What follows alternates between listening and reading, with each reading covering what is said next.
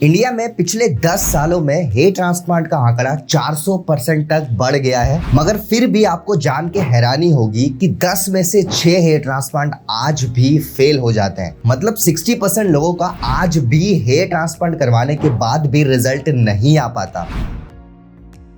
तो अगर हम बात करें कि अगर आपने अपना हेयर ट्रांसप्लांट करवा लिया और आपका रिजल्ट नहीं आ पाया या फिर बहुत खराब आया किसी भी रीजन की वजह से, तो क्या उसे ठीक किया जा सकता है कि नहीं, और अगर उस ट्रांसप्लांट को ठीक किया जा सकता है तो कैसे। तो आज की वीडियो काफी ज्यादा इंपॉर्टेंट होने वाली है। आज की वीडियो को आप स्टार्टिंग से लेकर एंड तक जरूर देखिएगा। दोस्तों वीडियो की तरफ बढ़ते हैं, लेकिन सबसे पहले अगर आप अपना हेयर ट्रांसप्लांट करवाना चाहते हो और आप कंफ्यूज हो आपको कितने ग्राफ लगेंगे, आपके ट्रांसप्लांट में खर्चा कितना आएगा, आपको ट्रांसप्लांट करवाना चाहिए भी कि नहीं, और आप भी ट्रांसप्लांट से रिलेटेड इन्फॉर्मेशन सर्च कर रहे हो, तो आप हमारी वेबसाइट besthairhelp.com पर विजिट कर सकते हो। वहां पे आपको ट्रांसप्लांट से रिलेटेड सारी की सारी इन्फॉर्मेशन मिल जाएगी और आप भी अपना ट्रांसप्लांट 100% सक्सेसफुली करवा पाओगे, जैसे कि लाखों लोग करवा चुके हैं। नीचे मैंने डिस्क्रिप्शन में लिंक दिया हुआ है वेबसाइट का, आप वहां पे जाकर हमसे कॉन्टैक्ट कर सकते हो। तो गाइस आज हम 3 तरीके के फेल्ड हेयर ट्रांसप्लांट रिजल्ट के बारे में बात करेंगे, जो जनरली जिन लोगों का ट्रांसप्लांट फेल हो जाता है, रिजल्ट खराब हो जाता है, तो जनरली 3 तरीके से उनका हेयर ट्रांसप्लांट खराब होता है। उन तीनों के बारे में बात करेंगे और तीनों के सॉल्यूशन के बारे में भी हम बात करेंगे। तो सबसे पहले कंडीशन के बारे में बात करेंगे जो कि है पुअरली प्लेस्ड ग्राफ्ट, राइट। अब देखिए जनरली जब काफी लोगों का हेयर ट्रांसप्लांट फेल होता है, जब उनका रिजल्ट नहीं आ पाता और वो अपनी फोटो शेयर करते हैं, तो आपने देखा होगा कुछ लोगों के हेयर ट्रांसप्लांट के रिजल्ट कुछ ऐसे दिखते हैं, राइट। अब देखिए अगर आप इन फोटोज में ध्यान दें, इन्होंने अपना ट्रांसप्लांटेशन करवाया था 6 महीने पहले, 7 महीने पहले, राइट, बट जो इनका फाइनल रिजल्ट है वो ये है। अब अगर इन फोटोज में ध्यान दें तो आपको क्लियरली विजिबल होगा कि इनके किस एरिया में हेयर ट्रांसप्लांट हुआ है और किस वजह से इनका रिजल्ट नहीं आ पाया। अगर मैं बात करूं वजह की, तो वो है poor angulation and direction of graft, right. अब बेसिकली होता क्या है कि कुछ अनप्रोफेशनल अनएक्सपीरियंस्ड क्लिनिक जो होते हैं, वो बस हेयर ट्रांसप्लांट करना उनको इतना अच्छे से आता नहीं, बस वो पेशेंट को कुछ भी कमिट कर देते हैं कि आपका रिजल्ट ऐसा आ जाएगा वैसा आ जाएगा, और जब वो ट्रांसप्लांटेशन करने बैठते हैं और ग्राफ्ट का प्लेसमेंट करने स्पेशली बैठते हैं, स्लिट्स बनाने जब वो बैठते हैं, तो वो स्लिट्स ढंग से नहीं बना पाते। क्योंकि मैंने हमेशा बोला है कि स्लिटिंग प्रोसेस जो होता है वो हेयर ट्रांसप्लांट का सबसे इंपॉर्टेंट पार्ट होता है। अगर आपके स्लिट्स प्रॉपर एंगुलेशन और डायरेक्शन में नहीं बनाए गए, तो जब आपका रिजल्ट आएगा तो वो बहुत आर्टिफिशियल आएगा। हमेशा मैंने अपनी वीडियोस में एक बात आपको बताई है कि ग्राफ्ट का प्लेसमेंट स्लिट ही डिसाइड करने वाला है कि कैसा हुआ है। जिस एंगुलेशन एंड डायरेक्शन में स्लिट्स बनाए जाएंगे, उसी एंगुलेशन में ग्राफ्ट वहां पे प्लेस किया जाएगा, राइट। और वही आपका फाइनल रिजल्ट डिसाइड करने वाला है कि आपका रिजल्ट कैसा आएगा। अगर आपकी डेंसिटी बहुत अच्छी आ गई लेकिन एंगुलेशन और डायरेक्शन खराब है, तो आपका रिजल्ट अच्छा नहीं आएगा, जैसे इन पेशेंट्स का आया है, राइट। अगर मैं इन पेशेंट की बात करूं तो आप देख सकते हैं इनका ये जो रिजल्ट है इसमें साफ साफ विजिबल है कि ग्राफ्ट का प्लेसमेंट बहुत खराब तरीके से हुआ है। कोई ग्राफ्ट प्रॉपर एंगल में प्लेस्ड नहीं है, अनसन डायरेक्शन में ग्राफ्ट को लगा दिया जाता है, जिस वजह से जब रिजल्ट आता है वो फेल्ड रिजल्ट या फिर खराब रिजल्ट ही आता है। अब अगर हम बात करें ऐसे पेशेंट की जिनका ऐसा रिजल्ट आ गया, चलो उन्होंने गलती कर ली, किसी भी क्लिनिक से ट्रांसप्लांट करवा लिया, उनका ऐसा रिजल्ट आया, ऐसे रिजल्ट को ठीक करने के लिए बेसिकली 2 तरीके अपनाए जाते हैं।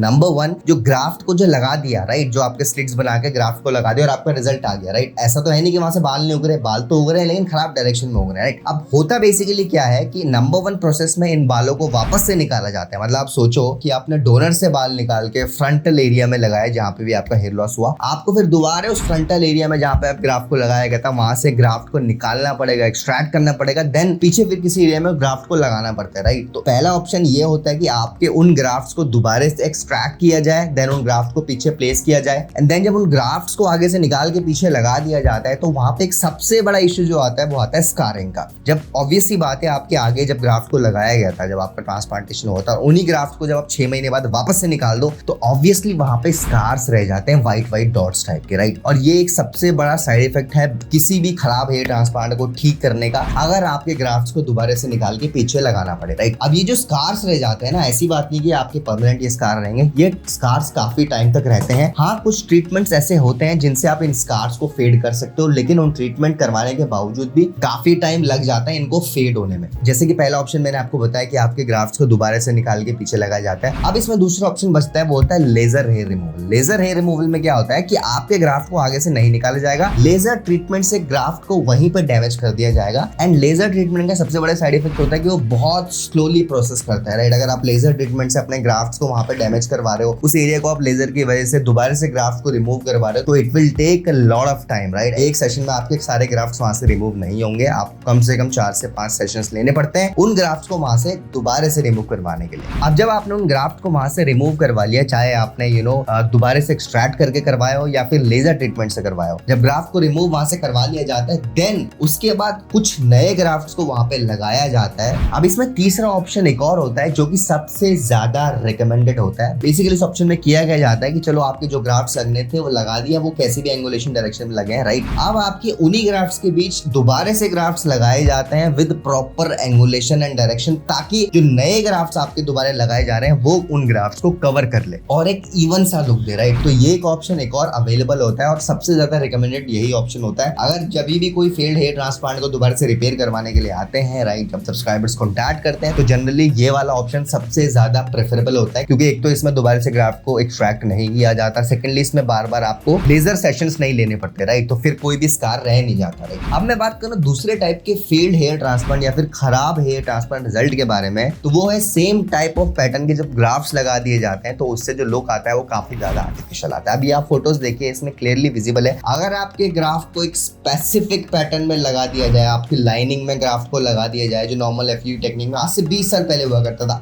आज भी आई डोंट नो व्हाई कुछ क्लिनिक्स ऐसे ग्राफ्ट्स क्यों लगवा देते हैं, लेकिन फिर भी जब लोग कॉन्टैक्ट करते हैं रिपेयर ट्रांसप्लांट के तो ऐसे केसेस भी बहुत आते हैं जहां पे होता क्या है कि आपके ग्राफ्ट्स उगे हैं, नो डाउट, जितने ग्राफ्ट लगाए थे, लेकिन वो इतने खराब पैटर्न में लगाए थे कि एक तो बीच में गैप बहुत ज्यादा दिख रहा है, राइट, और सेकेंडली जो रिजल्ट है वो काफी ज्यादा आर्टिफिशियल आता है। अब इस केस को रिपेयर करने के लिए एक ही ऑप्शन सबसे ज्यादा फीजिबल होता है, वो है adding more graft in between your existing graft. अब जो वाला आपके सेम पैटर्न में लगा दिए हैं, जो ग्राफ्ट लगा दिए हैं, अब उनके बीच में दोबारा से ग्राफ्ट को लगाया जाता है और इर्रेगुलर पैटर्न क्रिएट किया जाता है, राइट। तो होता क्या है, जब नए ग्राफ्ट लगाए जाते हैं और इर्रेगुलर पैटर्न क्रिएट किया जाता है तो एक तो डेंसिटी बढ़ के आती है, सेकेंडली जो लुक है वो और ज्यादा नेचुरल लगता है as compare to before, right. अब अगर मैं बात करूं तीसरे टाइप के फेल्ड हेयर ट्रांसप्लांट रिजल्ट की, जो कि मेरे हिसाब से आज की डेट में सबसे ज्यादा ऐसे केसेस आ रहे हैं, वो है straight hairline hair transplant result. अब देखिए इन केसेस में बेसिकली होता क्या है कि कुछ अनएक्सपीरियंस क्लिनिक करते गए हैं, जब स्टार्टिंग में हेयर ट्रांसप्लांट करना स्टार्ट करते हैं तो ट्रांसप्लांट आपका कर देंगे अच्छे से और पेशेंट का रिजल्ट भी आ जाता है। लाइक अगर उसने 3000 ग्राफ्ट लगाए, 2000 ग्राफ्ट लगाए, वो सारे ग्राफ्ट उग भी जाते हैं, 95% बाल जो लगाए होते हैं वो बहुत अच्छे से उग भी जाते हैं, राइट। क्लिनिक ने प्रॉपर प्रोटोकॉल फॉलो करे हैं, प्रॉपर स्टेप्स फॉलो करे हैं, एक्सट्रैक्शन हुआ है, स्लिट्स हुआ है, इम्प्लांटेशन हुआ है, सब हुआ है, राइट। बट बीच में क्योंकि वो सॉर्टिंग ऑफ ग्राफ्ट भूल जाते हैं, क्योंकि वो प्रॉपर एंगुलेशन डायरेक्शन भूल जाते हैं, क्योंकि वो hairline designing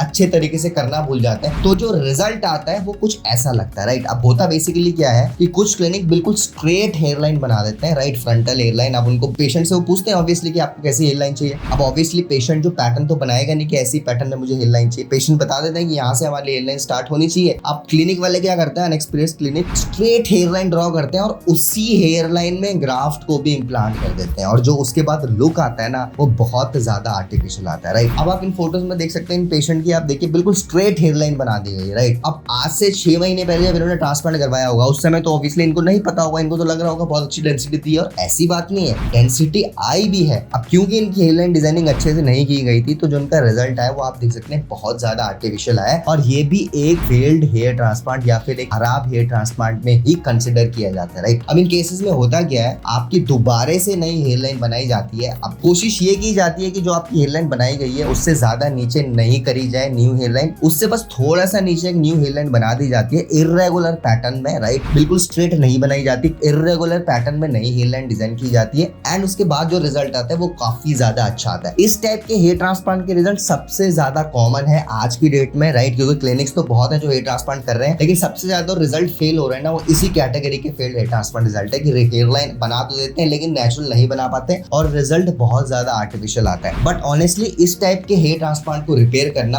as compare to before दो केसेस जो मैंने आपको बताए थे उनके कंपैरिजन में इस टाइप के हेयर ट्रांसप्लांट के रिजल्ट को ठीक करना ज्यादा इजी होता है। अब अगर हम बात करें कि आपका हेयर ट्रांसप्लांट अगर फेल हो गया, आपके अकॉर्डिंग आपका हेयर ट्रांसप्लांट रिजल्ट अच्छा नहीं आया, राइट, आपको इसको रिपेयर करवाना है, तो जनरली आप कब हेयर ट्रांसप्लांट के बाद दोबारा से अपना ट्रांसप्लांट इसको रिपेयर करवा सकते हो। तो देखिए according to the dermatologist, according to the doctors, generally it is recommended कि आपका फर्स्ट हेयर ट्रांसप्लांट को कम से कम 6 से 7 8 महीना होना चाहिए, उसके बाद ही आप एक रिपेयर हेयर ट्रांसप्लांट करवा सकते हो। कॉमन सी बात है ना, ये आपको 6-7 महीने से पहले पता लगना भी नहीं होता कि आपका रिजल्ट अच्छा आने वाला है कि नहीं। हो सकता है कि आप इमेजिन कर रहे हो, आपका 4 महीना हुआ है, आप इमेजिन कर रहे हो कि मेरा खराब हो गया, मेरे को ठीक करवाना है, और हो सकता है 6 महीने बाद आपका ऑलरेडी बिना ठीक कराए अच्छा रिजल्ट आ जाए। सो इट इज रिकमेंडेड कि आपको कम से कम 6-7 महीना देना चाहिए to see your final outcome. आप अपना फाइनल आउटकम आने का वेट करिए। अगर आपका फाइनल आउटकम आ गया, आपका फाइनल रिजल्ट आ गया, उसके बाद आपको रिजल्ट पसंद नहीं आ रहा है, आपको लग रहा है मेरे को ठीक करवाना है, उसके बाद आप हेयर ट्रांसप्लांट करवाने का प्लान करिए, राइट। जनरली कब लोग कॉन्टैक्ट करते हैं, सर हमने 3 महीने पहले ट्रांसप्लांट करवाया था, मुझे अपनी हेयरलाइन पसंद नहीं आ रही, मेरे को दोबारा करवानी। डॉक्टर्स भी ये रिकमेंड करते हैं कि आप कम से कम रिजल्ट तो आने दीजिए। हो सकता है जब आपकी रिजल्ट आने के बाद हेयरलाइन लगे उससे आप इंप्रेस हो जाओ, हो सकता है वो आपको पसंद आ जाए। तो कम से कम 6 से 8 महीना आपको वेट करना है फर्स्ट हेयर ट्रांसप्लांट से, उसके बाद ही आप अपना सेकंड हेयर ट्रांसप्लांट करवाने का प्लान कर सकते हो। सो गाइस, ये थी आज की वीडियो। उम्मीद करता हूँ आपको आज की वीडियो पसंद आई होगी। अगर आपको आज की वीडियो पसंद आई तो हमारी वीडियो को लाइक करिए, फ्रेंड्स के साथ ज्यादा से ज्यादा शेयर करिए, एंड अगर आप फर्स्ट टाइम चैनल में आ रहे हैं तो चैनल को सब्सक्राइब कर दीजिए। आने वाले टाइम में बहुत सारे ऐसी वीडियोस लाने वाले हैं जिनकी नोटिफिकेशन डायरेक्ट आपके फोन में पहुंच जाएगी। Thank you so much for watching guys.